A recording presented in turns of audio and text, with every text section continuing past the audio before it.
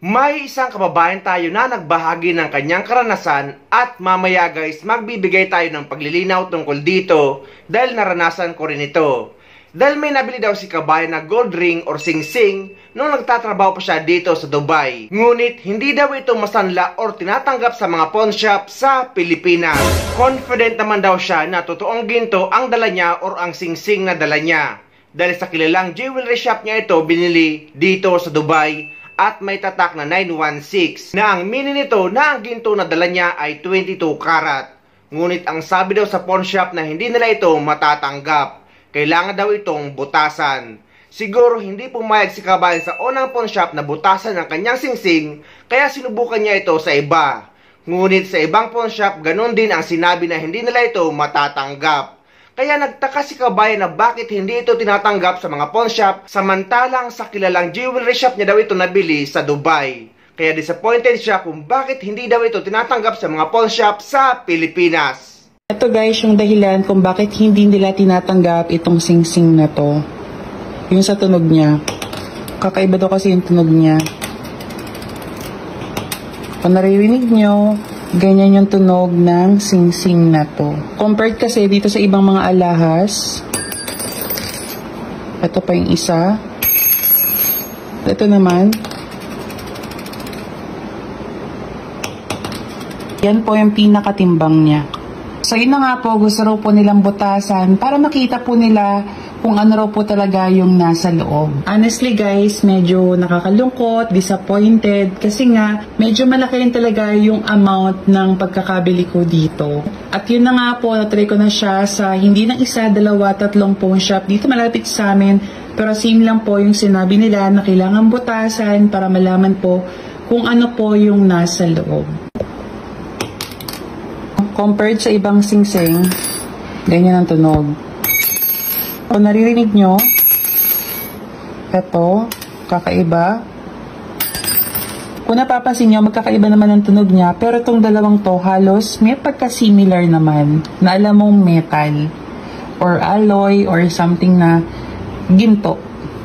Compare dito sa isa, na parang may something nga na tunog, na parang mabigat, na parang very silent lang yung tunog niya, na parang may something sa loob. So that's the reason why hindi nila tinatanggap to. Sabi nila kailangan daw nilang butasan or something na makita yung loob to make sure na kung ano ba talaga yung nasa loob niya, kung ginto ba or nahaluan na ng ibang mga alloys or something na palaman. Kaya naman hanggang sa ngayon, hindi ko pa rin talaga siya nasasangla or masangla. So mangyayari nito, magbabakasyon yung nanay ko sa UAE, I think November. Tatry ko na lang na ipadala to sa kanya, including yung pinaka-receipt. So baka naman may mga consideration kung pwedeng i-trade or ipalit sa mga ibang sing-sing or ibang jewelry, kahit mag-add na lang ako ng extra para lang mapalitan to ng mas okay. Ito guys, nabili ko to sa UAE way back 2018. Ito yung presyo niya noon, 1,493 dirhams.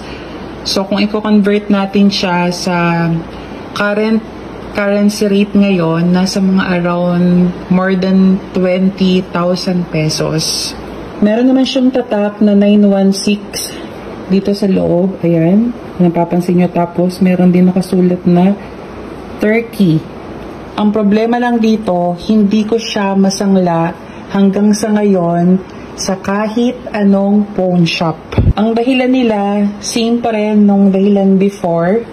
Papakita ko sa inyo. Pakinggan nyo.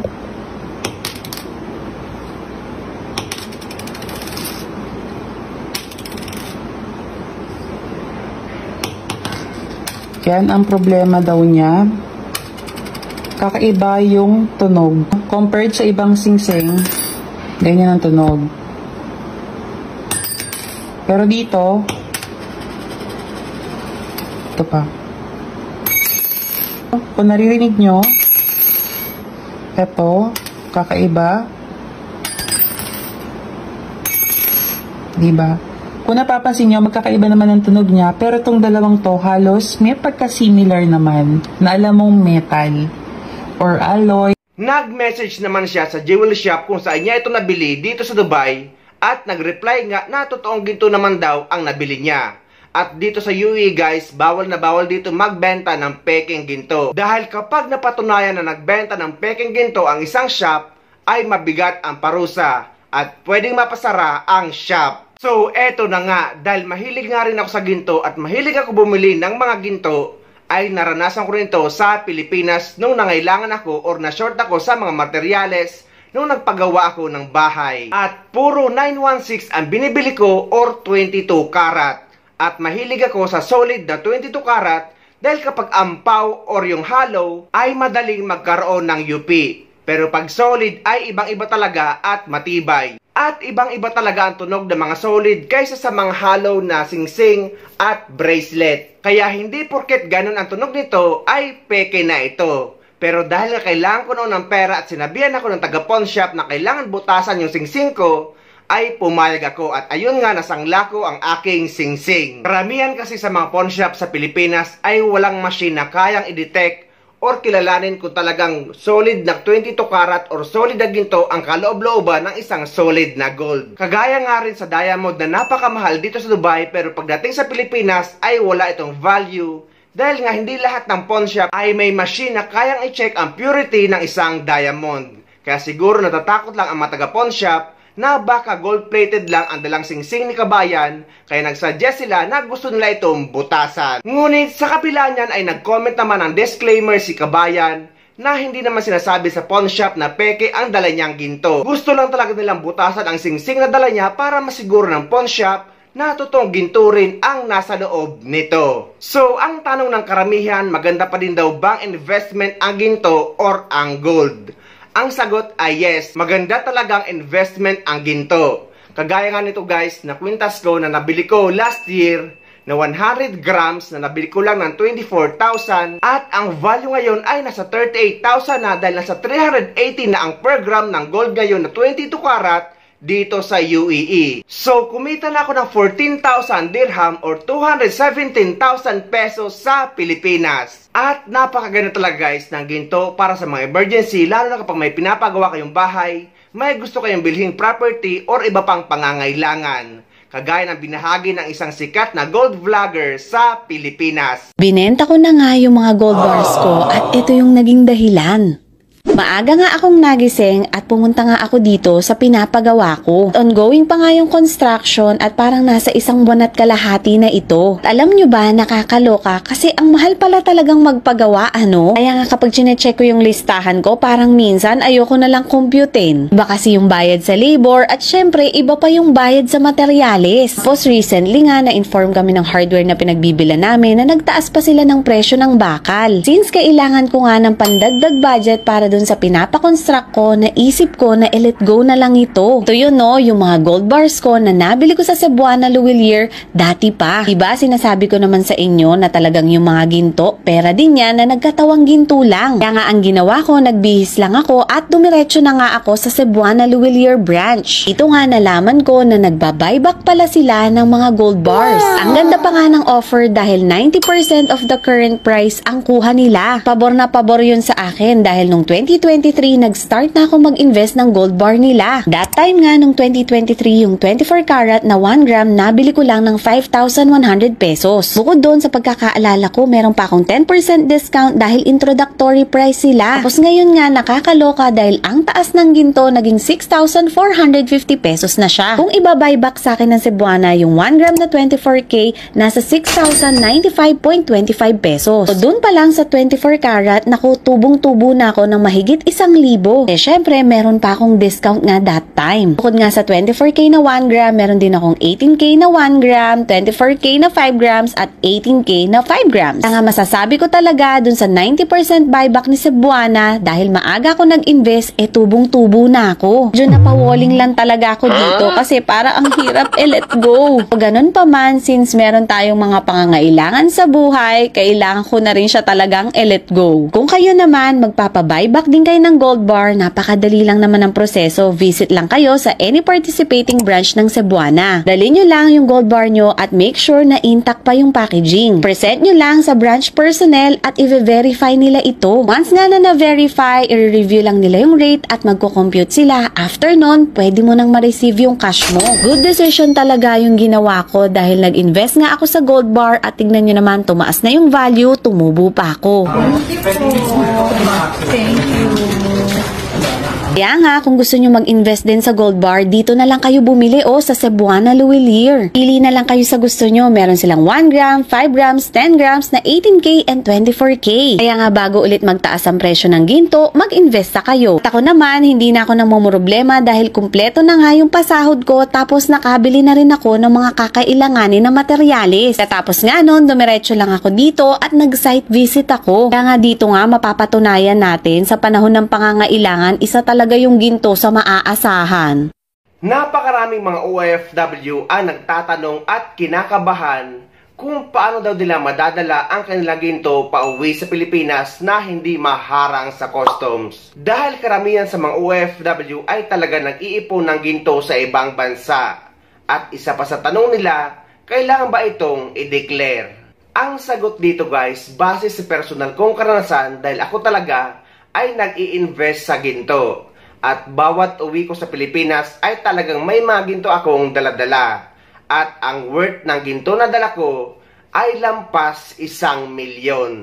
Ang gagawin nyo guys ay wag na wag nyo itong ilalagay sa hand carry baggage. At mas lalo na sa check-in baggage. Ilagay nyo ito sa inyong personal handbag or sling bag o kaya naman sa inyong laptop bag. Dahil sa customs or sa immigration sa ibang bansa ay hindi naman ito pinapansin.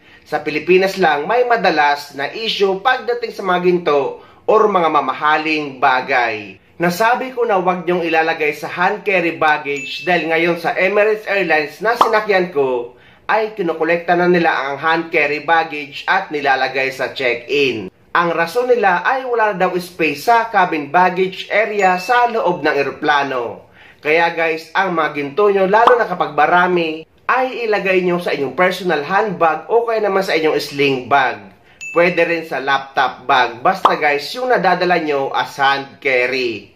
Yung sa akin guys, yung mga mamahaling ginto ko na worth 1 million, hindi naman sa pagmamayabang guys, eto, at eto na hindi ko sinusuot dito sa Pilipinas, lalo na kapag nasa Manila. Pero nung nasa eroplano ko guys, ay suot-suot ko halos lahat. May iilan lang na nakalagay sa aking personal handbag. Dahil lahat ng suot-suot nyo guys, gaano man ito kamahal, ay hindi nyo na kailangang i-declare. Dahil guys, ang ginto na suot-suot nyo ay hindi yan kailangan tanggalin kapag dumadaan kayo sa x-ray machine. Pero dahil nga lampas 1 milyon ang worth na ginto na dala ko, ay sinisiguro ko na dala ko ang mga resibo nito just in case man harangin or tanungin sa immigration sa ibang bansa or sa Dubai kung saan ako nanggaling. At kapag nakalampas na kayo sa customs at immigration sa ibang bansa, kapag nakalagay ito sa inyong personal handbag o kaya naman sa sling bag, ay wala na itong problema sa Pilipinas dahil hindi na ito ilalagay or dadaan sa x-ray machine. Dahil nga guys, ang dinadaan lang sa x-ray machine sa Pilipinas ay ang inyong check-in baggage at ngayon pati ang hand carry dahil na kinokolekta na ito sa Emirates Airlines at nilalagay sa check-in. Kapag pabalik naman kayo sa ibang bansa galing sa Pilipinas, ay mas maigi na suot-suot nyo lahat ng ginto nyo. Dahil sa Pilipinas lang talaga maraming issue pagdating sa mga mamahaling bagay. Pero gaya ng sabi ko kanina ay lagi ko namang daladala ang mga resibo na mga ginto na daladala ko. Lalo na't alam kong umaabot na ito sa 1 milyon. Dahil guys, proof ito na hindi naman ito pang benta at pang personal nyo lang. Inuulit ko din na lahat ng mga suot-suot nyo, gaano man ito kamahal, ay hindi nyo yan kailangan i-declare. Sa mga nagtatanong naman, paano daw yung mga ginto na wala na ang resibo? Ang sagot guys, kung iilan lang at hindi naman karamihan, ay wala namang yang problema. Kahit ilagay nyo pa yan sa inyong hand carry, or personal handbag. May mga OFW kasi na nireregaluhan sila ng kanilang amo ng mga ginto. So inuulit natin na kung hindi naman yang karamihan, ay wala naman yang problema.